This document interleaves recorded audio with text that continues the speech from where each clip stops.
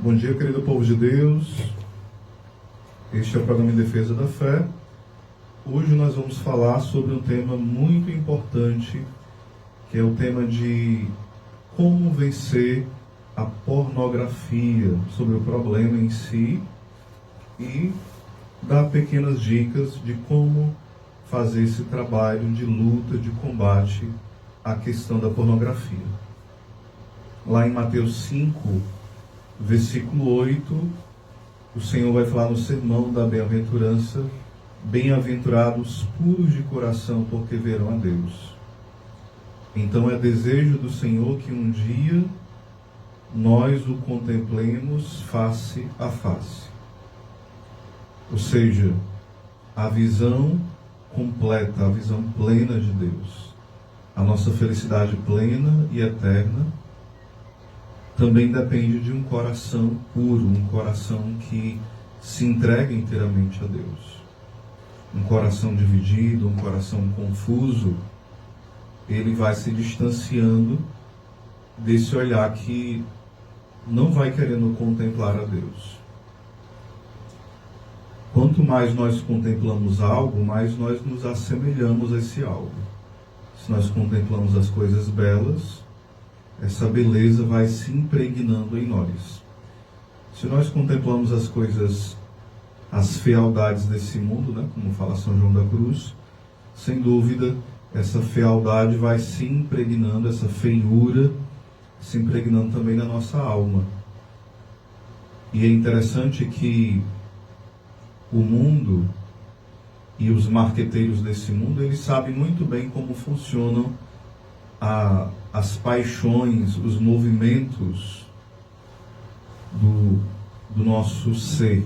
Então eles usam isso a favor de coisas desordenadas, para desordenar a nossa vida. Por exemplo, é muito próprio nosso a questão da ira. A ira pode ser canalizada para algo bom ou para algo ruim. É muito próprio nosso a nutrição, porque sem a nutrição a gente não vai sobreviver. Ninguém vai sobreviver sem comer. É muito próprio do ser humano a questão também da sexualidade, porque para que continue, para que se perpetue a humanidade, é preciso também que haja o ato conjugal, aí no santo matrimônio, Então, que haja essa ordem familiar, essa ordem social. Então, o demônio ele vai atacando e usando essas três ferramentas, que em si não são ruins, nós chamamos de amorais, não são imorais nem morais, e ele vai usando para desordenar. Por exemplo, quando você vai assistindo televisão, geralmente três coisas são fomentadas de forma especial: a raiva, não só a televisão, mas as redes sociais, o rádio, a internet como um todo. Geralmente, quando você está acompanhando as redes sociais, a televisão e o rádio, uma das coisas que é mais incitada em nós é a raiva. A ter raiva de alguém, a ter raiva de algo. Ou você não já prestou atenção nisso? Ou você, quando acompanha a televisão, o rádio, a internet, os sentimentos de raiva não afloram em você muitas vezes? Pelo menos em mim afloram. Outra tentativa que eles vão fazendo também é que outro tema que se coloca de forma repetitiva é a comida. Os reality shows, as novelas, os programas. Geralmente a temática qual é? Comida. Se fala muito de obesidade e se fala muito de comida. Veja o paradoxo. Se fala do problema de pessoas que estão acima do peso, e ao mesmo tempo se fala muito de comida para incentivar as pessoas a comerem mais. e comidas não saudáveis. Se investe milhões, rios de dinheiro para que as pessoas comam comidas não saudáveis. Então, para incentivar a gula, para que a pessoa seja escrava do seu estômago. E muito mais ainda, se investe milhões e bilhões para que a pessoa seja escrava do seu instinto e do seu desejo, do seu apetite sexual. Enquanto a questão do desejo sexual não é algo ruim, o apetite sexual, mas se faz de tudo para transformar o apetite sexual em algo, em um assunto às vezes nojento, ou então o único assunto que é para ser falado. Tudo vai girando em torno da sexualidade. São conversas imorais, são músicas imorais, são piadas imorais, são livros com romances imorais, são séries imorais, para fomentar nas crianças, nos adolescentes, nos jovens, um desejo desordenado por uma sexualidade confusa, bagunçada, totalmente desorientada, desordenada. E daí vai surgindo vários vícios, como a masturbação, como a pornografia, como o sexo desenfreado e várias outras desordens no nível sexual. E aqui nós vamos tratar em especial da questão da pornografia hoje, né? A questão da pornografia. Porque existe toda uma indústria pornográfica, onde há um lucro imenso com isso. Por isso que é investido muito. Não pense que é algo incomum você estar assistindo às vezes um vídeo religioso e de repente na sua cara aparece de repente mulheres seminuas ou homens dançando uma dancinha sensual e moral na sua cara, pá, sem você ter procurado, ou no YouTube, TikTok ou qualquer outra rede social, na sua cara sem você ter procurado, sem você nunca ter procurado, aparece, pá, e às vezes você tenta bloquear e volta de novo, se você não for um expert, e mesmo que seja um expert, às vezes volta essas coisas sendo oferecidas de forma gratuita, e se você quiser mais, ainda tem as opções pagas. Ou seja, é toda uma indústria para promover e fomentar pessoas viciadas em uma sexualidade virtual, adultérios virtuais, fornicações virtuais, e a pessoa vai ficando presa nesse mundo paralelo. Ela esquece até que tem um esposo, uma esposa, esquece que tem uma vida real. Isso vai alimentando frustrações na pessoa, angústia, raiva, tristeza, medo, ansiedade. Tem um livro que eu estou com ele em mãos chamado Programados para Intimidade. Como a pornografia sequestra o cérebro dos homens. E as mulheres também? Também. Mas aqui foca mais os homens em especial. Mas as mulheres também são hoje prejudicadas, certo? Mas de forma mais demasiada, os homens são mais atingidos. Não é que as mulheres estejam escusas, estejam fora dessa questão. E aqui eu queria colocar algumas coisas que a pornografia vai trazendo para a vida da pessoa, certo? Quais são os prejuízos, né, que vai trazendo para a vida da pessoa. Entre eles, que a gente vai enumerar, você pode perceber, é um sentimento de narcisismo. A pessoa fica muito centrada em si mesma, uma postura narcisista. É uma baixa autoestima, também vai gerando na pessoa. Um sentimento de depressão muito grande, porque sempre a pessoa vai procurando uma dose de prazer a mais. Ela busca um prazer, seja, por exemplo, ao ver algo pornográfico, porque o cérebro não vai saber diferenciar entre o mundo real e o mundo virtual, certo? Antes, que tinha só a questão das revistas pornográficas, né? Ainda era algo muito prejudicial, mas hoje é algo muito real, né? Tem ali as imagens se movimentando, o colorido, os sons, então toda uma produção que parece algo muito real, como se a pessoa estivesse vivenciando aquilo.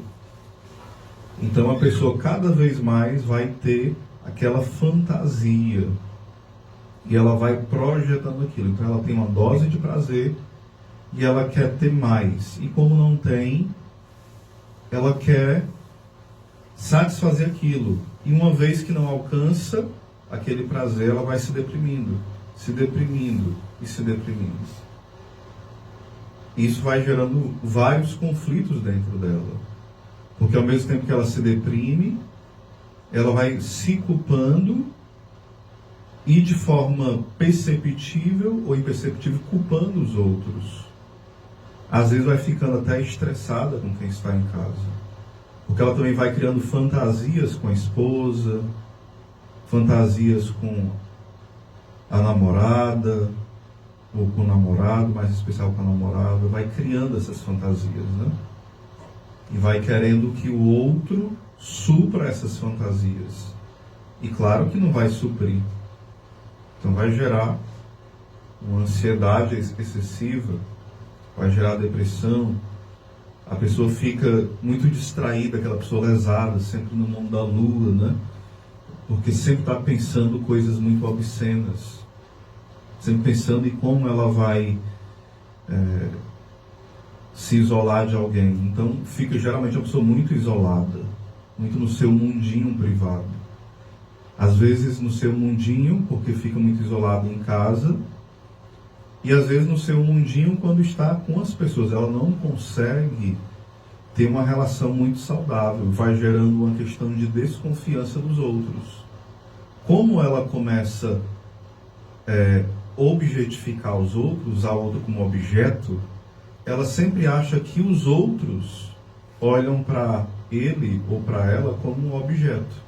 Porque é assim que ela olha os outros, não como pessoa, mas como simplesmente um objeto do prazer que ela tem ao olhar pornografia ou ao se masturbar. Às vezes vem junto o kit, né? Essa demanda, a fraqueza, a queda na pornografia e junto também a questão da masturbação. A questão também dos problemas cognitivos. Alguns falam assim, mas falam que a pornografia deixa a pessoa mais bobo, menos inteligente, mas eu conheço pessoas que são viciadas em pornografia e é um gênio, às vezes na música, é um gênio fazendo outras coisas. Não, mas a questão é uma questão técnica, a pessoa pode ter, porque isso é uma questão mais animal, né? A pessoa pode aprender, né? É uma coisa técnica. Ela aprendeu a dirigir, ela se acostumou, então isso vai ter um prejuízo para quem é viciado, óbvio que vai ter. Mas não vai ser tanto, ela pode continuar sendo um gênio ali em coisas técnicas que ela faz. Um bom eletricista, embora a vez ou outra se distraia mais, não vai ter a mesma atenção que alguém que tem uma pureza. Mas ela vai continuar fazendo bem essas coisas, de forma técnica. Mas um pensamento filosófico elevado, um pensamento teológico, um pensamento discursivo elevado, ela não consegue. A mente fica embotada, confusa, Porque ela não consegue ter processos meditativos profundos. Porque o mundo interior dela está embotado, está confuso. Porque ela centralizou a vida dela, ou a vida dele, só nessas coisas baixas. Apenas nesses desejos desordenados, né?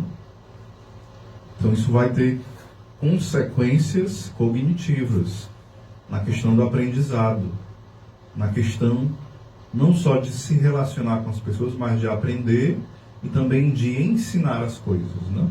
Então tudo isso vai ser um grande prejuízo. Algumas armadilhas, né, que vai sendo colocada sobre a questão de quem está viciado na pornografia. Tipo, eu mereço.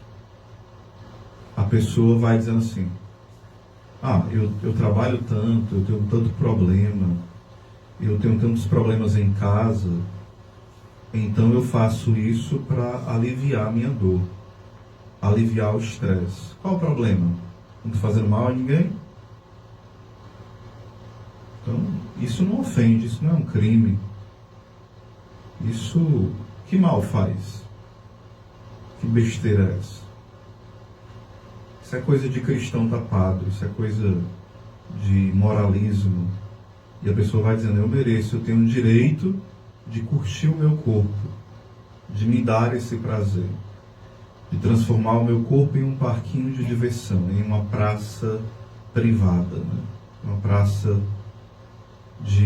onde eu estou me divertindo quando eu quero, para tirar as minhas tensões. É uma armadilha.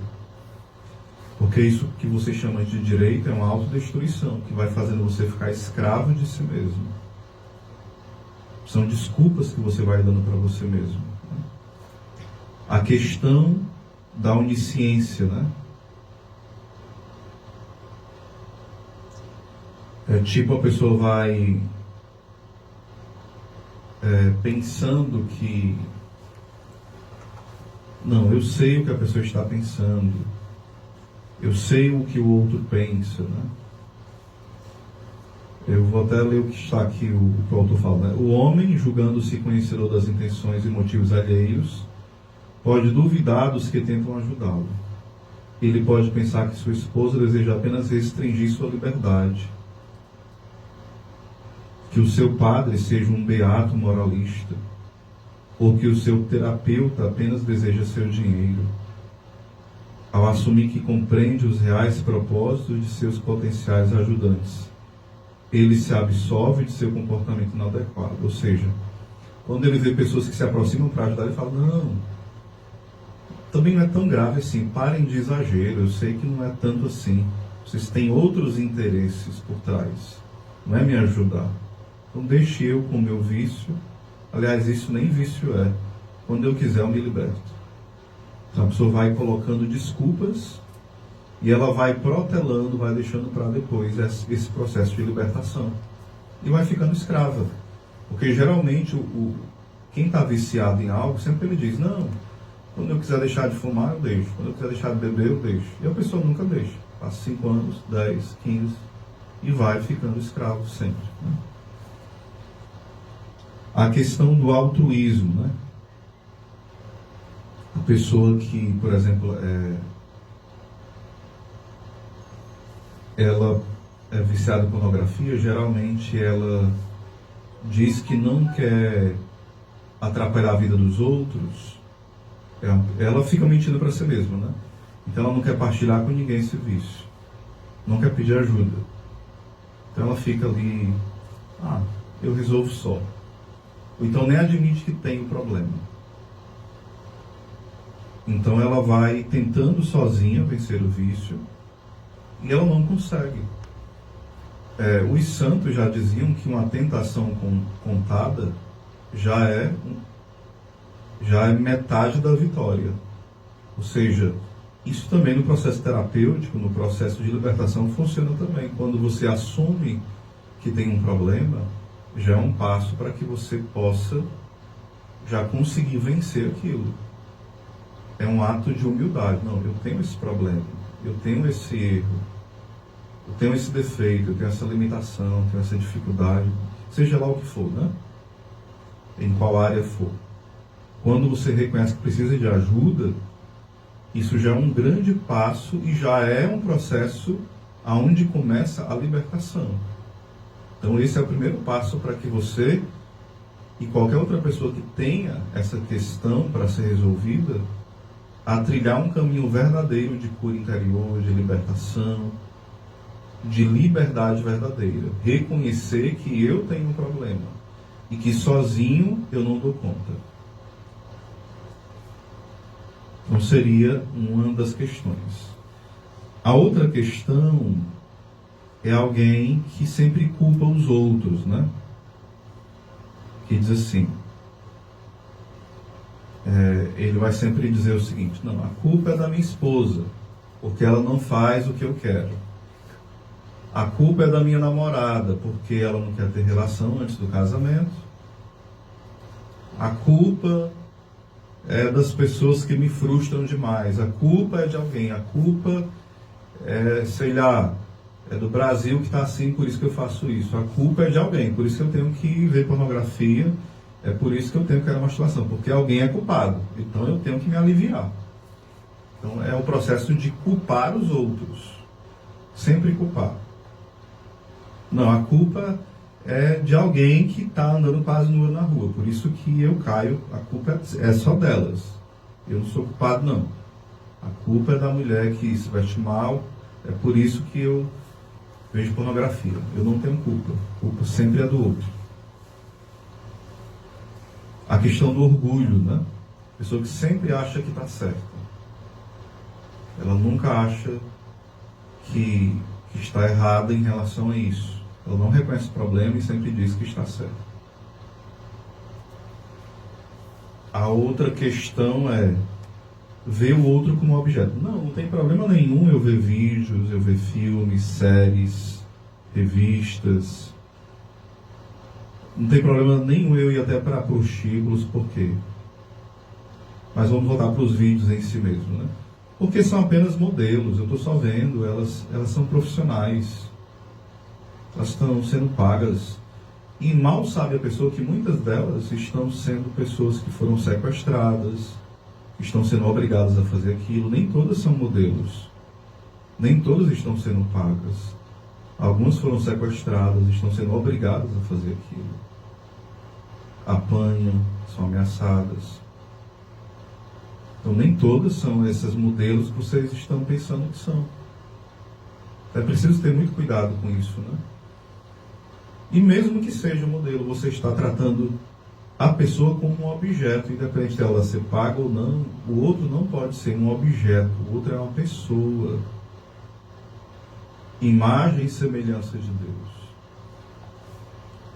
Você já imaginou alguém pensar, um marmanjo pensar em fazer isso com a tua filha? Vendo a tua esposa, vendo a tua sobrinha, vendo algum familiar teu? Imagina você fazendo essas loucuras e entra tua esposa, tua filha, tua netinha lá no teu local. Zé, mas todo mundo faz. Não, mas não é porque todo mundo faz que é normal. O todo mundo faz não é um carimbo para que eu continue no pecado. A gente precisa pedir a Deus que nos converta nessa forma de pensar. A gente precisa pedir a Deus que nos liberte disso, né? Dessa mentalidade equivocada. E um outro sentimento também é a questão da vingança, né? Eu vou ver pornografia porque eu quero me vingar de alguém. Já que eu não posso trair fisicamente, eu vou trair virtualmente. Então isso é um processo perigosíssimo. A pessoa acha que ela está se vingando, ela está se mutilando, se autodestruindo, né? Então, isso é muito perigoso, né? Muito perigoso mesmo. E precisa ter muito cuidado com isso.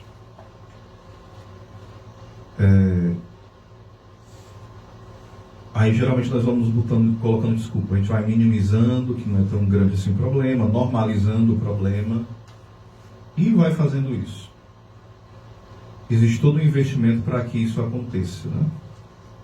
Então esse livro ele vai aprofundar aqui, daria aqui um curso inteiro de, sei lá, 30, 40 horas só sobre essa questão, né? O livro Programados para a Intimidade. Aqui é apenas um trecho que eu li, uma página. Aliás, duas. O livro são 220 páginas. Imagina aí. Falei 2 páginas, quase meia hora.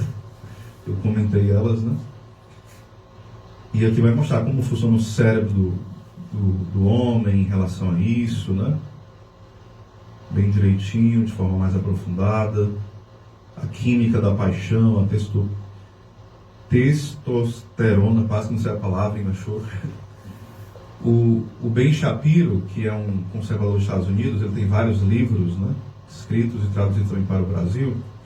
Ele vai trabalhar essa temática também sobre a pornografia em um dos livros dele, que um dos livros o nome é Geração Pornô. E ele vai falar aqui sobre os reality shows, as celebridades, né? Por exemplo, Madonna, outras cantoras famosas que tem por aí nos Estados Unidos, vai detalhar a vida delas, né? A vida promíscua, em detalhes aqui delas, e elas se tornam referência para as meninas, né? Os canais abertos e fechados dos Estados Unidos, e onde a grande referência são essas mulheres que lançam moda, e as meninas estão seguindo quem? Elas. Como grande modelo para se espelharem. E ele vai mostrando aqui que essas mulheres, tanto as mais novas, como as que já estão há mais tempo aí no auge do sucesso, como a Madonna, e várias outras, vão, às vezes, sendo a grande referência, né? E às vezes muitas delas vão demonizando a questão da virgindade, vão banalizando a questão da sexualidade, ridicularizando a questão da modéstia, a questão do cristianismo. Aí ele vai mostrando também como essa promiscuidade é promovida também dentro das escolas, dentro das faculdades, como as crianças, como os pais assistem esses reality shows junto com as crianças. Super normal. Aqui no Brasil, por exemplo, tem alguns filmes que passam à tarde, né? E as pessoas assistem tranquilamente alguns filmes aí, algumas séries, e acham super legal, onde tem um pai aí que tem vários empregos, né? E depois tem uma revista pornográfica, e acho que vocês entendem quem é esse pai que tem vários empregos, todo mundo odeia não sei quem, né? Pelo que eu tô falando, dá pra vocês saberem qual filme é, né? Onde tem uma galera aí, tem uma família grande, aí o pai tem vários empregos, todo mundo acha legal, todo mundo brinca lá, família super legal. Mas lá tem várias coisas bem malucas e antivalores contra a família, e ninguém nem percebe às vezes. E a família está assistindo junto, né? Tem várias novelas que foi um sucesso, por exemplo, aqui no Brasil, a Malhação, né? Começou acho que em 95 ou foi em 97, não lembro. Passou mais de 15 ou foi 20 anos, fazendo sucesso imenso, não sei se existe ainda. Não me atualizei mais. E eu lembro que muitos anos atrás teve uma cena que era o seguinte: se escandalizaram porque a pessoa deu um relo enorme porque a pessoa ia dirigir sendo de menor. Foi assim um esculacho enorme, porque era de menor. Claro, não pode dirigir porque é de menor. Não estou dizendo que pode não, viu? Tem que respeitar.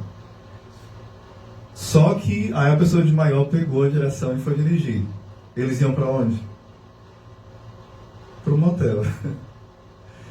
Isso aqui é frescar com a cara do negro, viu? Em plena tarde. Ou seja, esculachou o cara porque ia dirigir, porque era de menor. Aí pega a direção do carro, porque é de maior, e vai levar a pessoa que é de menor para onde? Para o motel. Na mesma hora. Ou seja, é assim que esse sistema mundano quer normalizar o pecado. Coloca valores baixos, olha como são éticos. Como são éticos. A pessoa vai lá, respeita o sinal vermelho. Aí tem que respeitar mesmo, viu? Respeite, até para não, por vários motivos, por ser um bom cidadão e para não quebrar o pescoço e não quebrar a cara, né? E para respeitar a vida dos outros.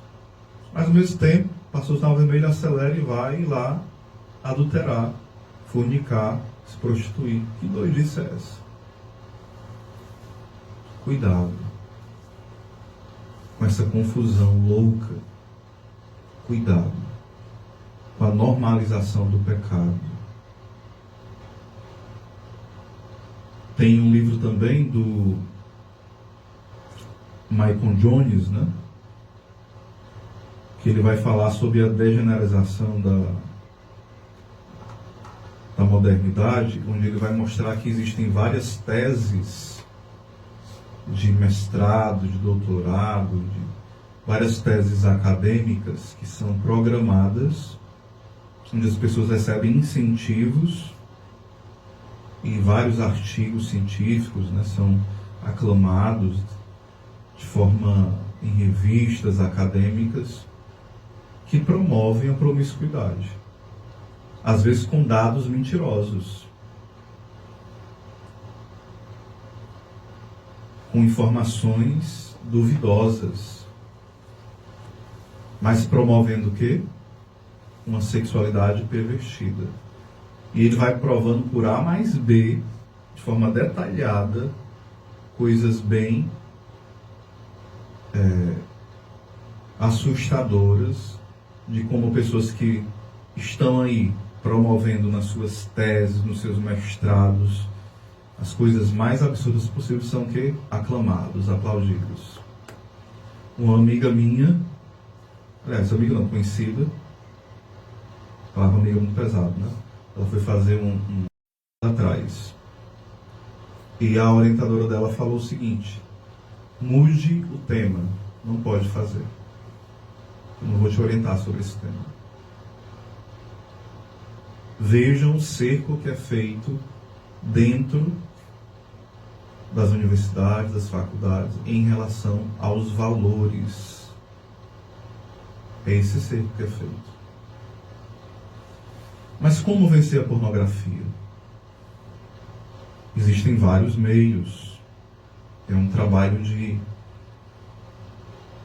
várias frentes de batalha.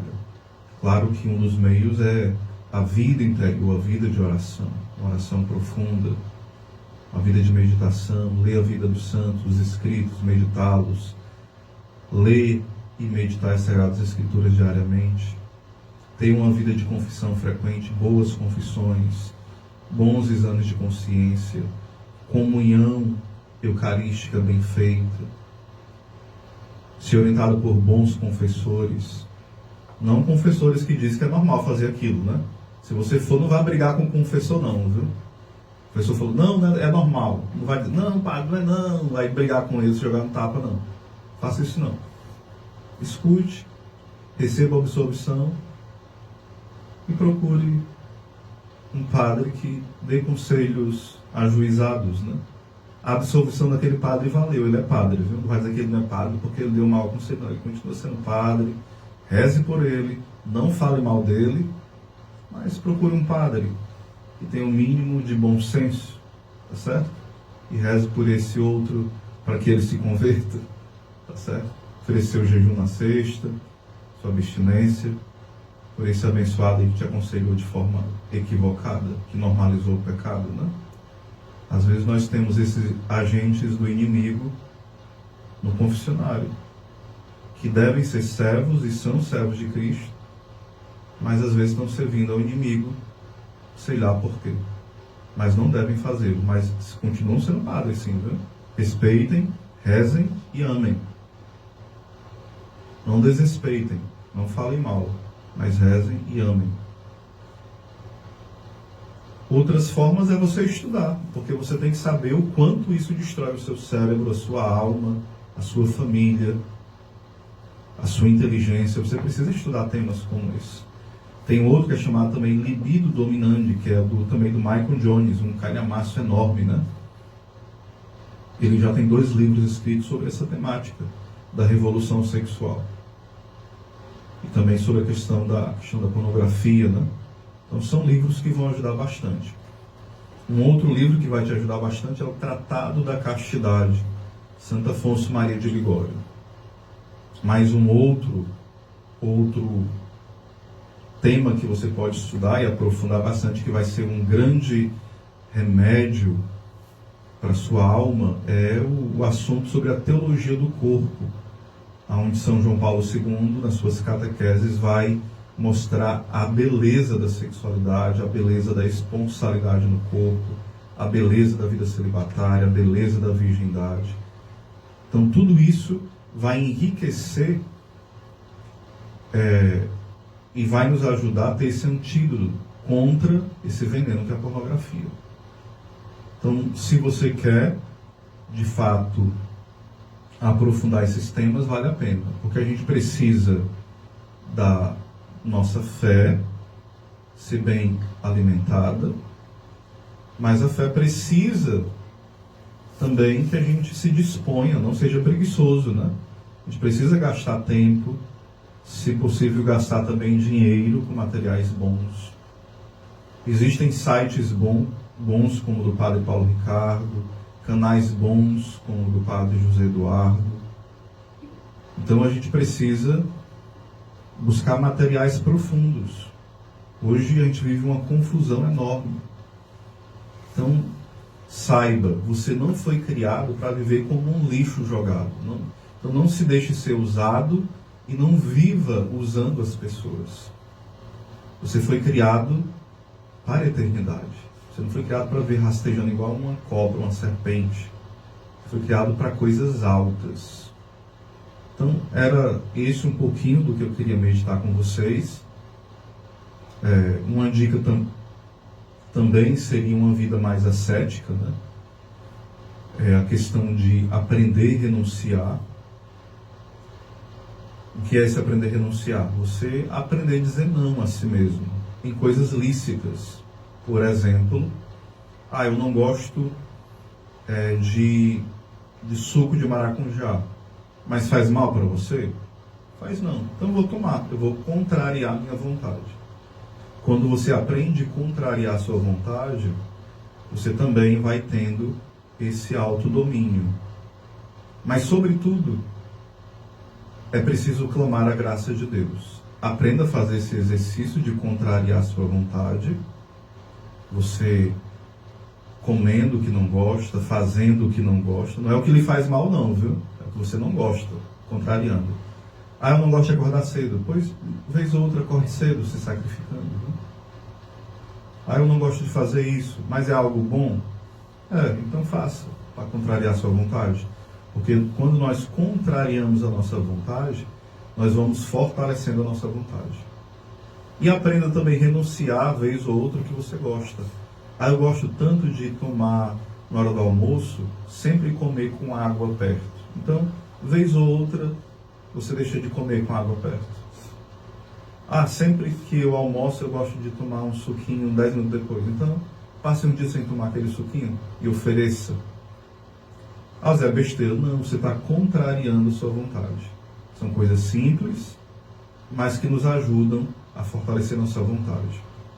Eu não gosto de dar minhas roupas que eu tenho para ninguém. Pois aprenda. Mesmo não gostando, doar as que você tem aí, que talvez esteja até mofando na sua casa. É uma ascese. Ah, não gosto de emprestar nada a ninguém. Nem um livro, nada. Aprenda a fazer esse exercício. Então, é um ato de ascese, simples. Ah, nunca jejuei. Comece a fazer pequeno jejum. Faça um jejum enorme, não. Começa do simples. Jejum de líquido, ou apenas uma refeição pequena, de manhã, depois almoça de forma moderada, depois uma refeição pequena à tarde. Pronto, jejum normal, básico. Depois você vai aumentando. Mas faça a abstinência de carne, sextas. Você vai treinando a sua vontade. Então, que a gente possa crescer nesse treino, mas sobretudo, repito, clamar a graça de Deus sobre nós. Porque o orgulho é o que mais nos impede de ter uma vida livre.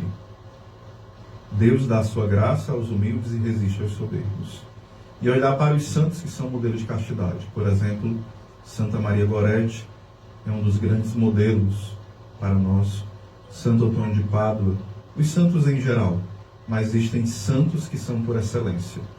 Uma profunda devoção pela Virgem Maria. O Santo Rosário também é uma grande arma contra todo o pecado, contra a castidade. A meditação sobre os novíssimos, alguém que medita sobre a paixão de Cristo, alguém que medita sobre os novíssimos, ou seja, sobre o céu, sobre o inferno, sobre o juízo final, sobre o juízo particular. A meditação sobre coisas profundas, como a paixão de Cristo, como os novíssimos, nos ajudam a nos inflamarmos de amor por Deus. No lugar de você estar pensando em coisas baixas, coisas imorais, você vai meditando em coisas altas, no céu, na vida de Cristo, em coisas altas. Isso te ajuda a vencer esse fogo desordenado da paixão. Porque vai vindo um fogo maior do amor de Deus na sua vida. Então que hoje, pela intercessão da Santíssima Virgem, de São Miguel Arcanjo, de São José Castíssimo, nós possamos crescer nessa batalha contra o pecado. Louvado seja nosso Senhor Jesus Cristo, para sempre seja louvado.